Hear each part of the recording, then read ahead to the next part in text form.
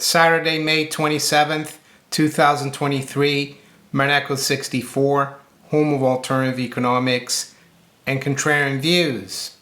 Today, we're going to look at why inflation is still a deliberate policy in the UK and all other countries for that matter. But I'm going to focus on the UK, and if you're somewhere else in the world, you can extrapolate that to your own country.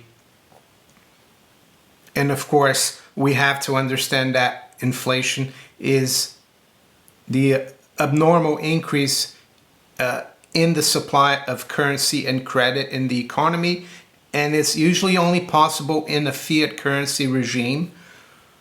And you just have to look at the Bank of England inflation calculator during the gold standard from after the Napoleonic Wars until 1914, when the UK entered World War I and, yes, suspended convertibility of the currency into gold at a fixed rate, i.e. dropped the gold standard. We had average annual inflation of minus 0.1 for all those years after the end of the Napoleonic Wars until 1914. And the economy did very well. So the fallacy that deflation or lower prices or prices that don't go up is bad for the economy is a total Keynesian fallacy. So I said that the policy is still a deliberate policy of inflating the currency. And why is it deliberate? Well, because in a fiat currency regime, the other side of the currency is the debt, the national debt, the mortgage debt, the consumer debt, anything that creates currency. It's not just the gilts, of course, the government debt, but also the mortgage debt, because when a mortgage company or a bank issues a mortgage and credits your account so you can buy that house, it gives you purchasing power. The same thing goes for a credit card. When you spend on your credit card and you borrow money on a credit card, you issuing currency. And the only way to control the issuance of the currency is through interest rates. And the Bank of England and all other central banks for that matter have kept rates too low for too long, as you can see by this chart here of the Bank of England base rate compared to the RPI. And why do I use the RPI? Well, because that's a much better reflection of the debasement of the currency, I would say, because it includes a much bigger basket of goods and services, of assets that affects the average household in the UK. You can see that prior to 2008 and 9, the Bank of England base rate was very much so above the RPI, and it kept inflation somewhat in check. It didn't perfectly do so, because we were still having inflation prior to 08-09, and by inflation I mean the debasement of the currency. But as you can see, even now, I've just adjusted that chart to give you the latest RPI at 11, I think it's about 11.1, and the base rate at 4.5. We have a negative real rate, and we've had that since 08-09, and this is unprecedented. So that's why I'm saying it's a deliberate policy that they have of inflating.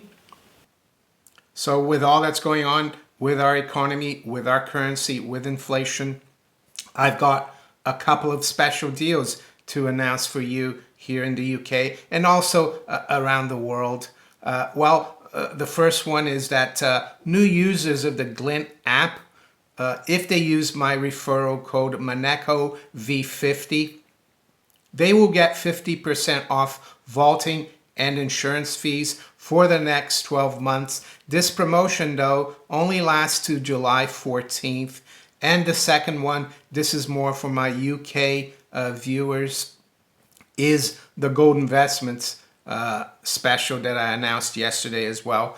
They're selling 1 ounce gold Krugerrands for 1% only over spot. But if you use my promo code Maneko64, you get it for 0.5% over spot. So all the details for these specials are below in the description of this video. And you're going to hear things like this, and I'm going to go through this article. This is from the Telegraph from last night. Landlord mortgage crisis on track to trigger the sale of 735,000 rental homes. So I'm going to go through this, and this is not just to show you what's happening in the buy-to-let market, but just to give you an idea of the government's and even economists' sense of what's going on and what they think will be enough to rein in inflation. And I think they're way out of their solutions. They're digging even deeper. So exodus from the letting market is expected to compound an existing supply crunch. Landlords risk being forced to sell more than 700,000 properties because of rising interest rates. Economists have warned, as Jeremy Hunt said, he would tolerate a recession to bring inflation down. Around 735,000 properties will be lost from the rental market if rates hit 5%, according to analysis by Capital Economics, as unaffordable mortgage costs trigger a wave of forced sales. So I'm just going to stop here a second. I've been warning you, if you've watched my videos closely, and I make a video every day, and I've been talking about this for months, that to expect inflation to come under control when you have CPI and RPI in double digits. I know the RPI has dropped now to 8.7, but if you expect this to come under control when your rates are only around 4.25% and 4.5%, I've been telling people that won't do. But the Bank of England and even the city economists, the government, they thought they could just say, oh, inflation is going to have, and rates are going to top around 4.25%, 4.5%. And here we are now, and they've had to admit that it wasn't enough. But now they're saying that we only need to go to around 5 or maybe just above 5. And I'm telling you here, and you're hearing it first from me, that's not going to be enough either. And that's why I'm saying it's a deliberate policy. So let's continue. It came as Mr. Hunt, the Chancellor, admitted in the Sky News interview that he would be comfortable with a recession caused by higher interest rates. Mr. Hunt said controlling inflation was worth the pain of a short-term slowdown. He's not going to control inflation because I'm sure he would not be for double-digit interest rates, because that's what's needed. Yes, we need to look back all the way back to 0809, all the inflation that has been created since then, that's still in the system. So a 5% or 5.5% rate or even 6% base rate will not do it. Stubbornly high inflation has spooked markets, triggering a jump in borrowing costs and interest rate expectations. There are growing fears that higher interest rates could tip Britain into recession. Yields on 2-year gilts are now higher than those on the 10-year gilts, signaling that investors are concerned about short-term prospects for the economy. Inverted yield curve. City, I don't think that's the major point here, though. Let's continue. And it's not just going to be the buy-to-let crowd that's going to be hurt. Everyone's going to be hurt. The government, because it has a lot of debt to service and a lot of new debt to issue at higher rates. It's going to be those who are renewing their mortgage deals. It's going to be people who have credit card loans, anyone who borrows. City traders have placed their biggest bets on recession since February, when there were widespread forecasts of a major downturn from the Bank of England and the IMF. The Chancellor attempted to reassure markets that inflation was being brought under control on Friday. Well, he's been saying that since he's taken over after Kwarteng. Sorry. Asked by Sky News if he was comfortable with the bank acting to bring down inflation, if it could precipitate a recession, Mr. Hunt said yes, because in the end, inflation is a source of instability. And he continues, if we want to have prosperity, to grow the economy, to reduce the risk of recession, we have to support the Bank of England in the difficult decisions that they take. Well, it's not a difficult decision to raise rates to 5% when inflation is running in double digits. The difficult decision would have been not to do QE and not to bring rates almost to zero in 2020. That would have been the difficult decision.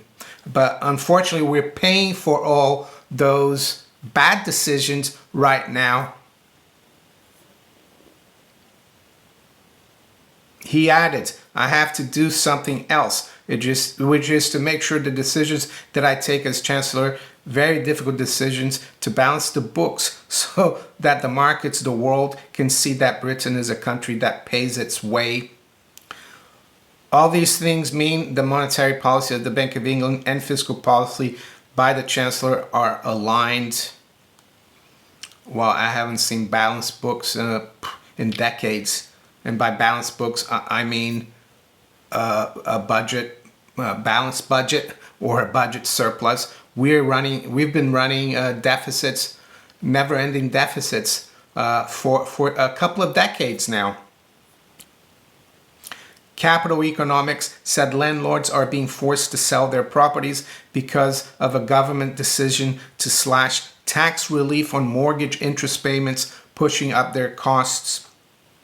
It warned that increased mortgage rates will lead to the loss of hundreds of thousands of rental properties from the market by 2027 compared with 2021 figures. And here we've got the Keynesian fallacy. I would even say that Capital Economics doesn't really understand what's going on here, because they say the analysis is based on predictions that the bank rate will peak at 5% and remain above 2.5% until the end of 2027. Where do they get 2.5%? Are they like smoking something? No, rates are gonna have to be at double digits.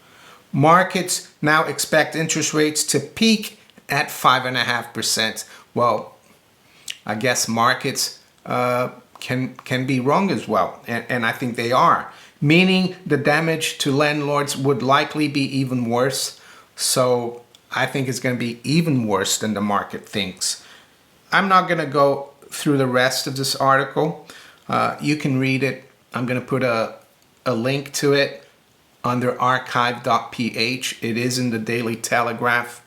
So if you don't subscribe to the Daily Telegraph, you'll be able to read it for free. But it's just got a few comments from a couple of other politicians who have no clue either.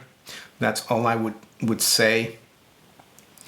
And I might sound a little bit arrogant to say they have no clue, but if you look at my videos, my warnings for the last 6, 7, 8 years, that we have had a deliberate policy of inflation, mainly because we've got so much debt as a nation, and I'm not just blaming the UK here, other countries as well. Well, look at the US, they're even more up to here in debt.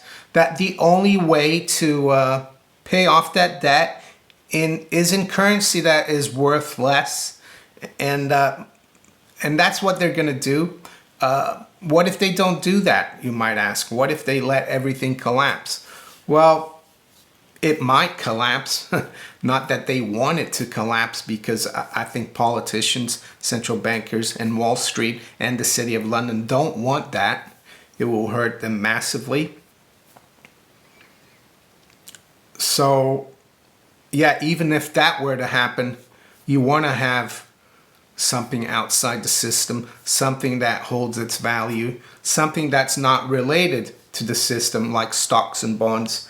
So, and the inflation as well. We're seeing like indices like the NASDAQ rebound massively. And I would say if the NASDAQ is able to keep going higher from where we are and actually make a new high eventually, this would show to me that we're pretty close to a phase transition into much higher inflation that's very dangerous, that could lead to the loss of confidence in the currency, which we all know is the crack up boom or hyperinflation. We're not there yet, but either way, I think, yeah, the policy is deliberate debasement, and they're gonna keep you like in the game, saying, oh, we're going to fight inflation. Rates are going to go a little higher, and we're going to bring down inflation. But they've been saying that now for the last year or 9 months.